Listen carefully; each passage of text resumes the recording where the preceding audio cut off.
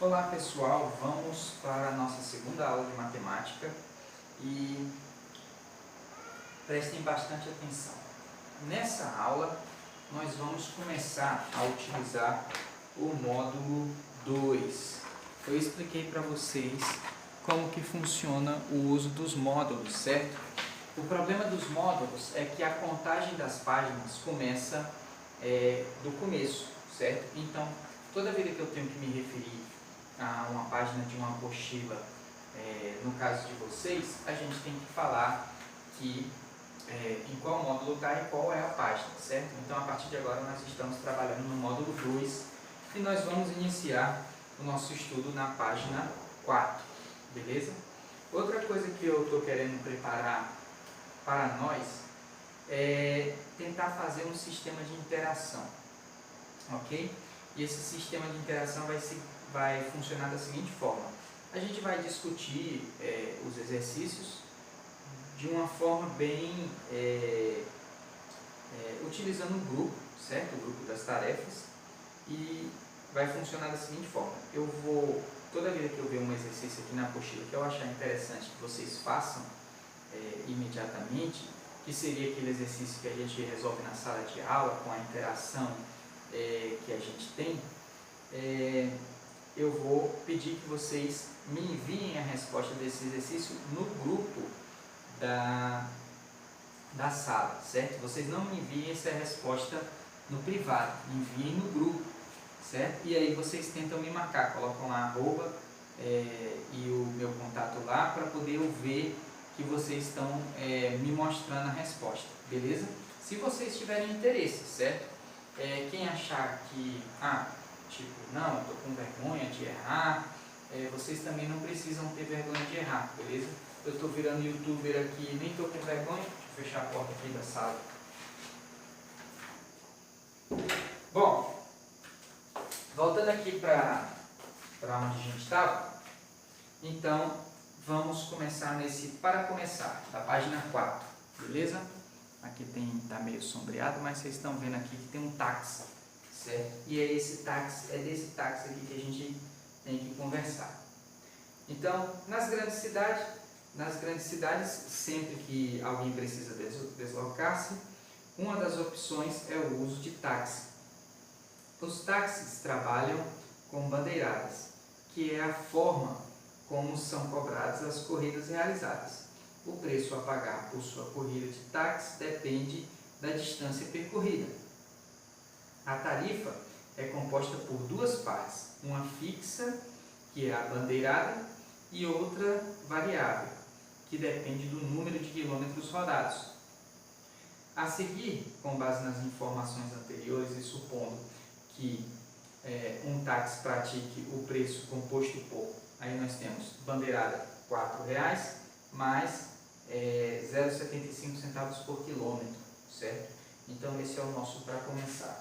Imagina o seguinte: você tem um táxi, o táxi cobra a bandeirada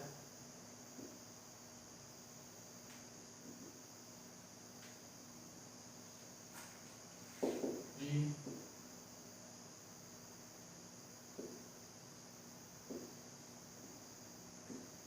4. Eita pega, é muito, hein? E como é que ele colocou aqui? Quilômetro rodado, vamos colocar assim.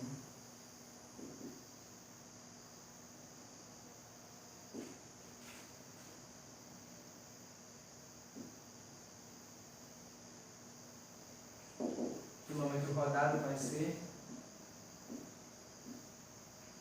0,75 centavos, ok? Aliás, 0,75 reais, que são 75 centavos. E aí nós temos essas três perguntinhas que ele faz. Essas três perguntinhas eu vou querer que vocês respondam e tentem me enviar a resposta no WhatsApp, certo? Eu vou dar uma olhada na resposta e vou conferir se está certo ou se está errado, ok? Vamos lá. A primeira pergunta ele diz o seguinte: faça o que se pede. A. Se uma pessoa contratar o serviço de táxi e percorrer 10 km, qual será o valor pago por ela? B. Caso um cliente utilize o serviço de táxi e, ao final da corrida, perceba que o custo total foi de R$19, qual foi a distância percorrida? E C, obtenha a expressão que fornece o custo do táxi em função da distância percorrida. Quem foi meu aluno ano passado? Pelo amor de Deus, eu falei desse táxi, eu acho que umas 3 vezes no ano, né? Uma vez em cada bimestre quase, eu falava desse táxi, certo? Então, vocês peguem seu material do ano passado, revejam as questões e vocês vão perceber que a questão do táxi está aqui de novo, certo? Quilômetro. Como que funciona isso aqui? Isso aqui funciona da seguinte forma. A bandeirada é um valor que, independente de você andar ou não, se você entrou no táxi, você tem que pagar a bandeirada, certo? Então, entrei no táxi, R$4. Já estou devendo R$4 para o taxista, só de ter entrado no táxi, beleza? Então, se eu andar 1 quilômetro, aí vai ser esses R$4 mais o valor de 1 quilômetro, que é 75 centavos. Então, se eu rodar 1 quilômetro, eu pago R$4,75. Se eu rodar 2 quilômetros, eu vou pagar R$5,50, certo? Que é 75 centavos vezes 2 quilômetros, mais os R$4 que eu pago de qualquer jeito eu entrando no táxi. Belezinha? Então, o que é que acontece? Se a distância for muito longa, a gente vai ter uma vantagem em cima desses R$4, mas uma desvantagem em cima dos 75 centavos.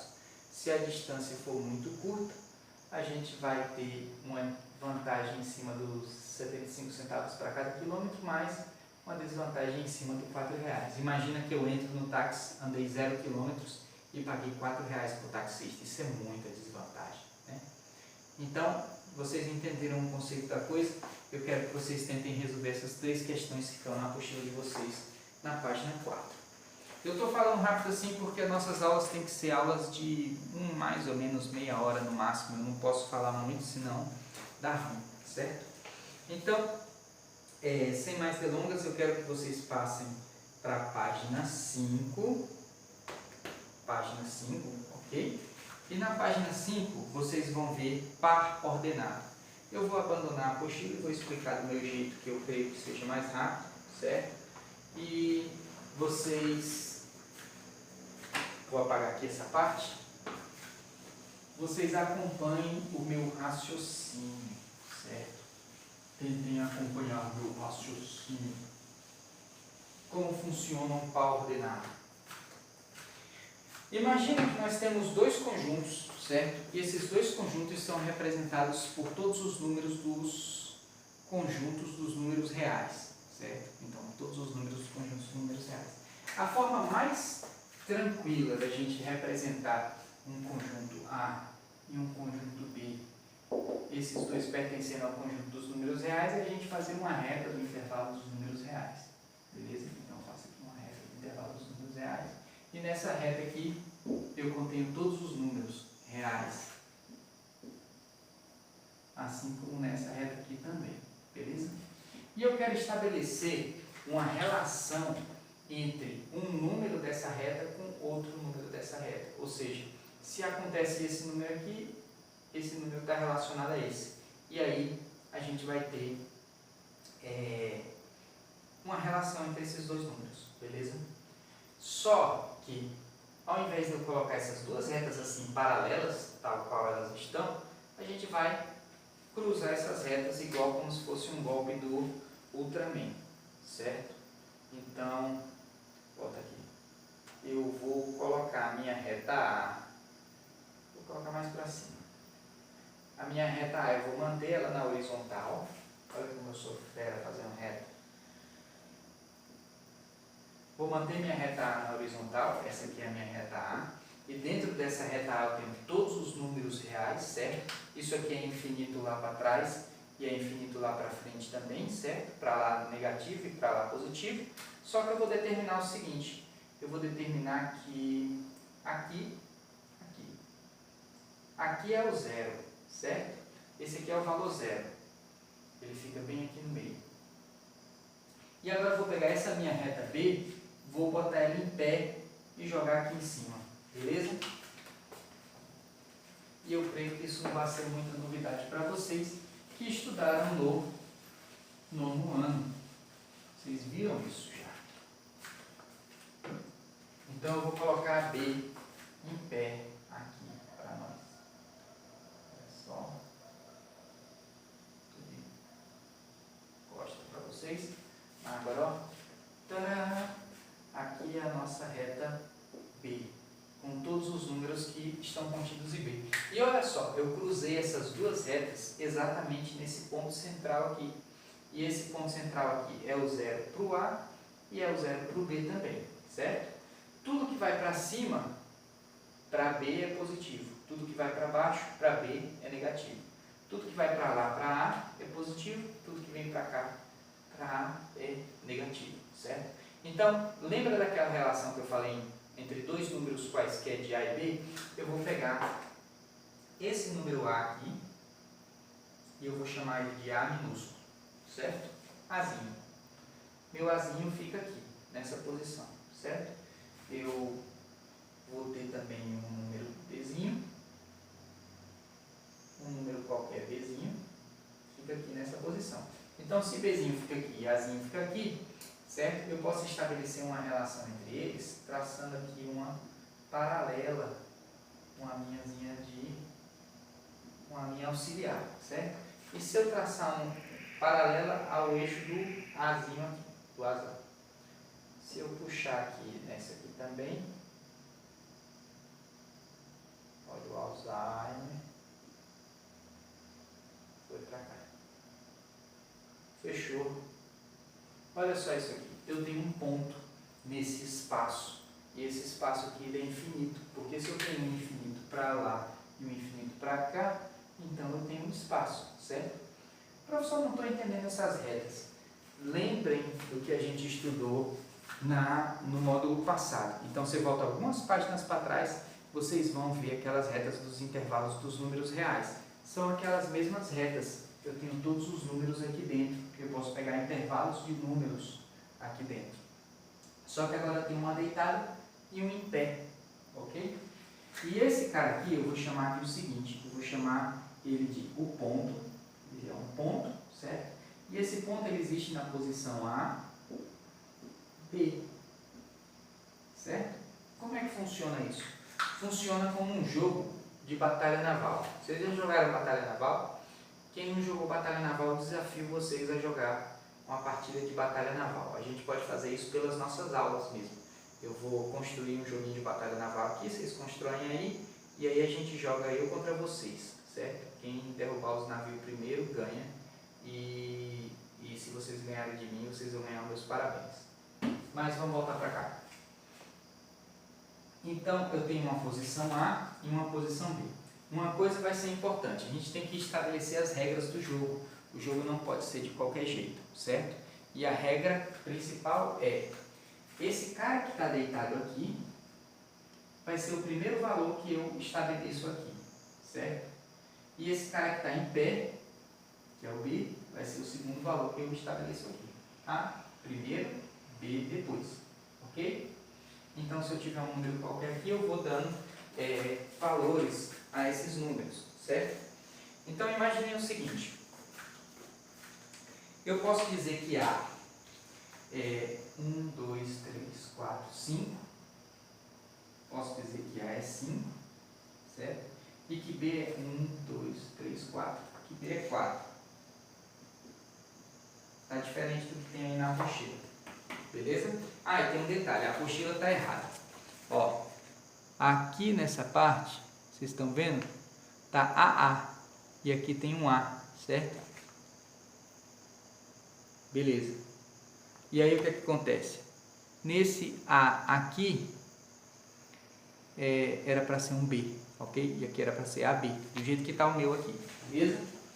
Ó, então o que é que acontece? Esse daqui, se A é 5 e B é 4, então eu posso dizer que isso aqui é igual a isso aqui, ó. É 5, opa, que 5 feio, caramba. 5 e 4, como se tivesse ficado bonito o segundo. 5 e 4, ok? Então eu tenho a posição desse ponto 5 e 4, certo? Vejam só, nós temos um exercíciozinho aqui, o exercício 1, eu vou pedir para vocês fazerem esse exercício também em casa, certo? Mas eu vou resolver tipo 2 pontos desse, certo? Eu vou resolver o ponto A e o ponto E. O ponto A e o ponto E tá bom. Não, tá não. Vou fazer o ponto A e o ponto C. Ponto A e ponto C. Olha só. Eu vou apagar meu eixo do plano cartesiano, certo? E agora, nós vamos chamar. Apagar esse número aqui. Ó, manter meu eixo aqui, beleza? Nós vamos chamar agora A, que eu apaguei o razão aqui, de X, certo? E B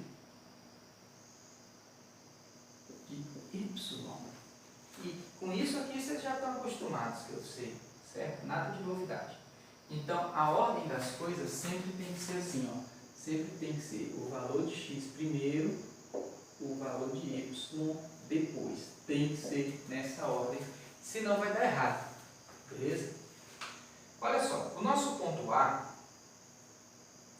ele está localizado em 3 e 4. Então, é 3 para X, 4 para Y, certo?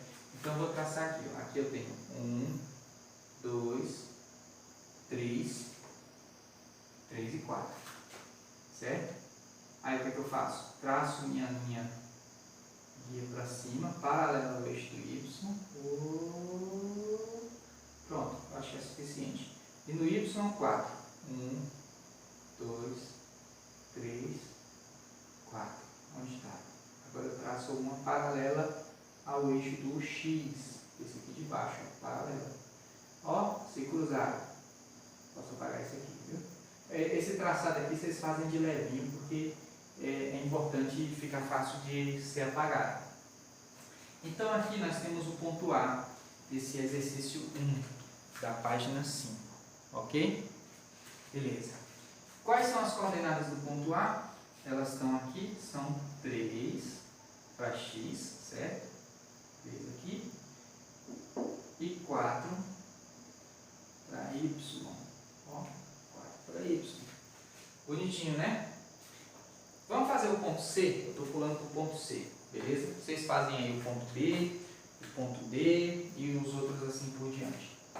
Vou fazer só mais o ponto C. O ponto C diz o seguinte, é menos 2 para X. Então, vou aqui, ó. 1, 2. Menos 2, certo? 1, 2. Afastei do 0 até 1, do 0 para menos 1, do menos 1 para menos 2. Subo para fazer a nossa batalha naval aqui. Não sei até onde vai. Menos 2 e 5. Reparem que eu subi. Se fosse negativo, eu tinha que descer. Beleza? Mas é positivo, y, então é 5. 5 vai estar aqui, ó. Aqui é o meu 4, então meu 5 é 1 depois. Aqui é o 5. Então eu vou cruzar aqui, ó. Aqui eu tenho meu ponto C. Certo? Meu ponto C apresenta as coordenadas menos 2 e 5. Facinho, né? Vamos colocar mais um nome para esses caras. Vou colocar mais. Vou fazer mais um. Vou fazer o E. O E para poder fazer um totalmente negativo. Não, eu vou deixar por conta de vocês. Vocês se viram, beleza? Tentem fazer os demais pontos, certo? Lembrando, eu subi porque o y era positivo. Se o y for negativo, a gente desce. O x, mesma coisa. Se for positivo, vem para cá. Se for negativo, vai para lá. Ok? Facinho. Nós podemos chamar os espaços entre esse cruzamento das duas retas formando um ângulo de 90 graus, duas retas perpendiculares, de quadrantes, certo? Então, esse aqui vai ser o meu primeiro quadrante.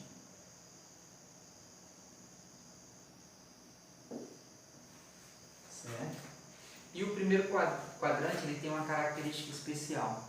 Os dois valores de x e de y, sempre que eles forem positivos, ou seja, eu tenho assim, x e y, se eles forem positivos, ambos, aí esse primeiro quadrante, esse ponto, ele vai estar no primeiro quadrante, que é outra vez, esse ponto vai estar no primeiro quadrante, se ambos forem positivos.